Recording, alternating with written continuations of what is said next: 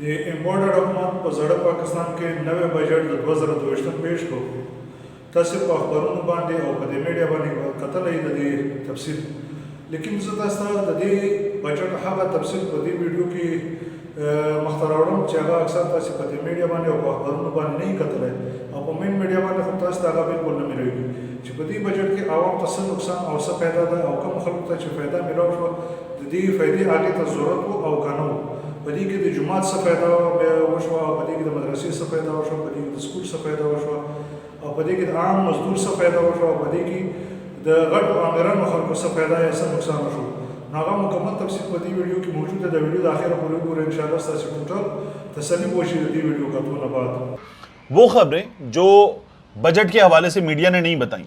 जैसे मीडिया ने हमें यह बता दिया कि बजट में एंटरटेनमेंट इंडस्ट्री के लिए, ड्रामे के लिए, फिल्म के लिए बड़ा पैकेज दिया गया है, टैक्स इस्तिस्ना है और इसके अलावा मुराद का एक पैकेज है और इस मुराद के पैकेज के बाद एंटरटेनमेंट इंडस्ट्री के लोग बहुत सपोर्ट कर रहे हैं इस बात को कि हुकूमत ने बड़ा अच्छा पैकेज उनको दिया है। अब मीडिया इस हवाले से एक चीज़ नहीं बता रहा हमें कि फजलुर रहमान साहब कहाँ हैं, उनकी जमात कहाँ है। वो जो कहते थे इमरान खान यहूदी एजेंट है, इमरान खान के जलसों में नाच गाना ड्रामा होता है, इन लोगों ने नौजवानों को बेहयाई बेराहरवी पे लगा दिया है, ये नाचने गाने वाले लोग हैं। अब मीडिया नहीं बता रहा कि फजलुर रहमान इस हुकूमत के इत्तेहादी हैं। फजलुर रहमान इस पर क्या कहते हैं आपको नहीं बताया जाएगा। जब ये बजट पेश किया जा रहा था तो मिफ्ता इस्माइल के उल्टे हाथ पर फैसल सब्जवारी के बाद जो बैठे हुए थे वो फजलुर रहमान के साहबजादे असद महमूद थे। अब मीडिया ये बात आपको नहीं बता रहा कि ये इत्तेहादी हुकूमत का हिस्सा हैं और ये इमरान खान पर मजहबी हवालों से सबसे ज़्यादा तनकीद करने वाले लोग हैं। मौलाना शीरानी साहब तो कहते हैं कि इमरान खान साहब की हुकूमत ने जो कुरान पाक की तबात का कागज़ था उस पर ड्यूटी ख़त्म की थी। इन लोगों ने जो एंटरटेनमेंट इंडस्ट्री है उसके लिए मुराद का ऐलान किया है, लेकिन फिर भी जो यहूदी एजेंट है वो इमरान खान है। क्या वजह है कि इन लोगों ने एंटरटेनमेंट इंडस्ट्री के लिए इतने बड़े पैकेज का ऐलान किया है? आप गुज़श्ता से में देखें तो आपको नजर आएगा शोबिस की तमाम अहम शख्सियात इमरान खान साहब के साथ खड़ी नजर आती हैं। वो इमरान खान के बयानियों को सपोर्ट करती हैं। वो कहती हैं कि इमरान खान मुल्क के लिए ठीक था, इमरान खान की हुकूमत गलत गिराई गई है। अब ये हुकूमत उन लोगों के लिए मुराद का ऐलान कर रही है और वो लोग इस हुकूमत के गुण गाते नजर आ रहे हैं। अभी तो वो इस पैकेज की और बजट के इस हिस्से की बात कर रहे हैं, लेकिन इमरान खान साहब जो हैं उनकी जो हुकूमत गिराई गई उस पर ये लोग सपोर्ट कर रहे थे। आगे आने वाले दिनों में इसको मजीद देखना होगा कि कुछ दिन पहले तक हमें तमाम शोबिस शख्सियात जो हैं वो महंगाई पर और तमाम चीज़ों पर जो इस हुकूमत ने की है तनकीद करती नजर आ रही थी, लेकिन आगे जाके अनफोल्ड हुआ कि ये लोग अब क्या कहते हैं। फिर इसके बाद सेहत कार्ड, इमरान खान साहब की हुकूमत का बहुत बड़ा कदम जिसे दुनिया भर में सराहा जा रहा था और कहा जा रहा था दुनिया भर के 4 बड़े प्रोग्राम्स में से एक प्रोग्राम है सेहत कार्ड। सेहत कार्ड पर बजट में क्या रखा गया है यह आपको मीडिया नहीं बता रहा।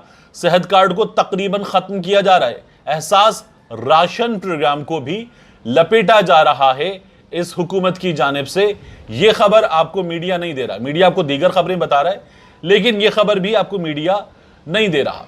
मीडिया को यह भी नहीं बता रहा कि जो मिफ्ता इस्माइल साहब हैं इनके बिजनेसेस में क्या कुछ शामिल है और ये जो फ्लेवर्स हैं स्नैक्स में डाले जाने वाले फ्लेवर्स, इन पर, इन केमिकल्स पर छूट का ऐलान किया गया है।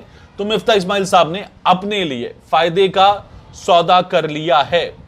मीडिया आपको यह भी नहीं बता रहा कि इमरान खान साहब की हुकूमत में कट्टा पालो मुर्गी पालो प्रोग्राम जो है उसका आगाज किया गया था। इस हुकूमत ने उसे खत्म नहीं किया, वो जारी रखा जाएगा। तो वो ठीक प्रोग्राम था जिस पर ये सब मिलकर तनकीद कर रहे थे। मीडिया आपको यह भी नहीं बता रहा कि जो इमरान खान साहब की हुकूमत का प्रोग्राम था नया पाकिस्तान हाउसिंग स्कीम, उसे भी जारी रखा जा रहा है क्योंकि उसके समरात भी नजर आ रहे थे, तो ये उसको भी खत्म नहीं कर रहे।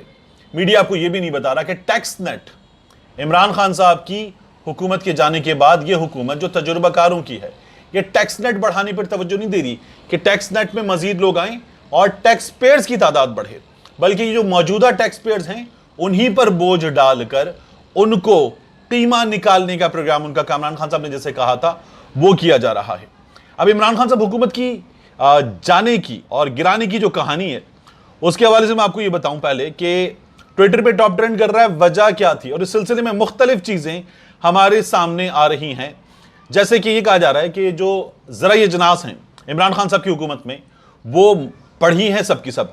गन्ना 7%, गंदम 8%, चावल 25%, मकई 25% ज्यादा पैदावार हुई। तो इमरान खान की हुकूमत गिराने की वजह क्या थी? जो पाकिस्तान की मईशत का हजम है उसमें मजमूई तौर पर 21% का इजाफा हुआ। मियां नवाज शरीफ की जमात का जब टेन्योर मुकम्मल हुआ तो 315 अरब डॉलर था। अब इमरान खान साहब की हुकूमत जब गिरा दी गई तो 383 अरब डॉलर है। तो फिर अदम एतमाद की वजह क्या थी? कोरोना था, आलमी रिसेशन था, और इसके बावजूद पाकिस्तान में फीकस आमदनी में इजाफा हुआ है और इसके बावजूद इमरान खान साहब की हुकूमत गिराई गई। तो वजह क्या थी? तरसीलाते ज़र में पाकिस्तान में 60% इजाफा हुआ है और इस 60% इजाफे के बावजूद इमरान खान साहब की हुकूमत गिराई गई। 2018 में ये 19.6% था जब नून लीग की हुकूमत गई, इमरान खान साहब की हुकूमत गिराई गई तो ये 31 अरब डॉलर तक पहुंचा इमरान खान साहब की हुकूमत। इसके बावजूद गिराने की जरूरत क्या थी? ये पाकिस्तान के सरकारी आदादोशुमार है और इनके मुताबिक पाकिस्तान पीपल्स पार्टी की हुकूमत 1.4 मिलियन जो नौकरियां हैं वो पैदा कर सकी थी। मियां नवाज शरीफ की हुकूमत 5 बरसों में, इन दोनों के 5-5 बरस हैं, 1.1 मिलियन रोजगार के मौके पैदा कर सकी थी। और पाकिस्तान तहरीक इंसाफ की हुकूमत 3.5 साल में, 1.5 साल बाकी था, 1.8 मिलियन नौकरियां पैदा कर सकी थी। तो फिर इमरान खान की हुकूमत गिराने की वजह क्या थी? और इसी तरह से मुख्तलिफ चीजें जो इस हवाले से सामने आ रही हैं उनमें 2018 जीडीपी मियां नवाज शरीफ की जमात की हुकूमत खत्म हुई 314 बिलियन यूएस डॉलर था। इमरान खान साहब की हुकूमत खत्म हुई 383 बिलियन डॉलर था। रेमिटेंसेस मैंने आपको बता दिया। एक्सपोर्ट जब मियां नवाज शरीफ साहब की हुकूमत 5 बरस में खत्म हुई तो ये 24.7 बिलियन डॉलर थी। इमरान खान साहब की हुकूमत के 3.5 बरसों में ये 31 बिलियन डॉलर पर हैं। जीडीपी पर कैपिटा ये 1798 है 3.5 बरस में कोरोना के बावजूद। करंट अकाउंट डेफिसिट 5.8% था मियां नवाज शरीफ की हुकूमत जब खत्म हुई 5 बरस में जीडीपी का, और इमरान खान साहब की हुकूमत में ये 4% है जीडीपी का। तो फिर इमरान खान साहब की हुकूमत गिराने की वजह क्या थी? वजह हमें पता है, केसेस थे इन लोगों के, और अभी जाके मैं इस पर मजीद भी बात करूंगा। लेकिन पहले एक छोटी सी कहानी है इमरान खान साहब की हुकूमत गिराने की। मैंने ये कहानी पहले भी आपको बताई थी, अब भी बता रहा हूं, और काश कि मैं आगे जाकर ये कहानी खुले लफ्जों में बता सकूं। जब गुज़श्ता बरस बारिशों का इख्तिताम हुआ तो कोहे काफ का एक देव वादी महरान में एक और देव से मिला। ये 2 देव की मुलाकात थी और इस मुलाकात में कुछ मामलात तय पाए। जो मामलात तय पाए उनके हवाले से हमें ये बताया जाता है कि इस वक्त हमारे बजट में सेहत के शोबे पे जितने पैसे रखे गए हैं उससे ज्यादा के मामलात तय पाए। याद रखिएगा, हमारे बजट में सेहत के शोबे पर जितने पैसे रखे गए हैं उससे ज्यादा के मामलात तय पाए। फिर उस देव का एक हरकारा हमारे साबका आकाओं के देश गया। हमारे साबका आका कौन थे? हमने किससे गुलामी से निजात हासिल की है यह हमें पता है। तो हमारे साबका आकाओं के देश गया और एक और देव से जो वहां पर मौजूद है उस देव से मुलाकात की, और उस देव से मुलाकात करने के बाद उस देव की ख्वाहिशात पूछी, और उन ख्वाहिशात को पूछने के बाद यहां पर कुछ चीजें तय हुई। और फिर एक शहजादा जो हर दिल अजीज शहजादा था वो मुश्किलात में आ गया। कौन था वो? कौन था जिसने इस सारी कहानी के ताने बाने बुने? ये भी काश मैं कभी आपको खुलकर बता सकूं। अभी तक कहानी का एक बड़ा बाब है जो मैंने आपके सामने रख दिया है। और इसके अलावा मैं आपको बताऊं, मनी लॉन्ड्रिंग केस में शहबाज शरीफ साहब पेश हुए, हमजा शहबाज साहब पेश हुए। ये पेश ऐसे होते हैं जैसे ये कश्मीर फतह करके आ रहे हैं और अदालत में जब ये आते हैं तो इन पर फूलों की पत्तियां निछावर होती हैं और वहां पर पूरा सरकारी प्रोटोकॉल होता है, उसमें ये आते हैं। और आकर शहबाज शरीफ साहब ने एक बार फिर तकरीरें की कि मुझ पर एक ढेले की करप्शन साबित नहीं हुई है।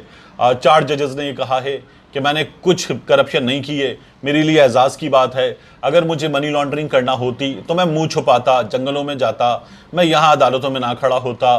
वो ये भी कहते हैं कि मैंने अपने कारोबार का नुकसान कर लिया, लेकिन इसके साथ कहते हैं ना मैं शुगर मिल का डायरेक्टर हूं, ना मैं मालिक हूं, ना मैं शेयर होल्डर हूं।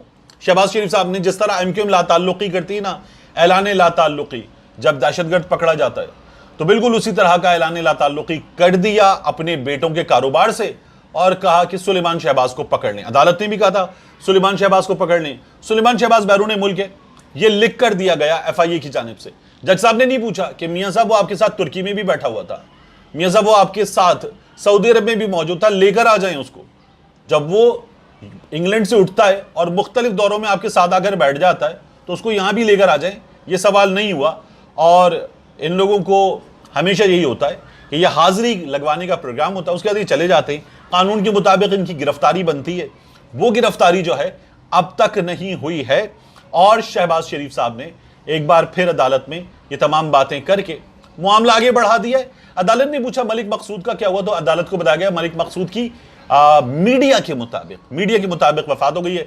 अदालत ने कहा उसका डेथ सर्टिफिकेट जमा कराएं और अदालत ने नकवी साहब का पूछा तो कहा गया वो भी बैरून मुल्क हैं, 2 लोग बैरून मुल्क हैं, इनके पतों पे गए थे, ये अपने पतों पे मौजूद नहीं थे। और ये बात पूरे पाकिस्तान को क्या पूरी दुनिया को पता है पिछले 4-5 बरस से कि ये कहां हैं। नहीं पता तो हमारे तफ्तीशी इदारों को नहीं पता, जो अदालती हुक्म की तामील के लिए इनके एड्रेस पर बंदा भेजते हैं और कहते हैं वहां पर मुल्जिम मौजूद नहीं था। मिलते हैं इंशाल्लाह आपसे अगले वीडियो में।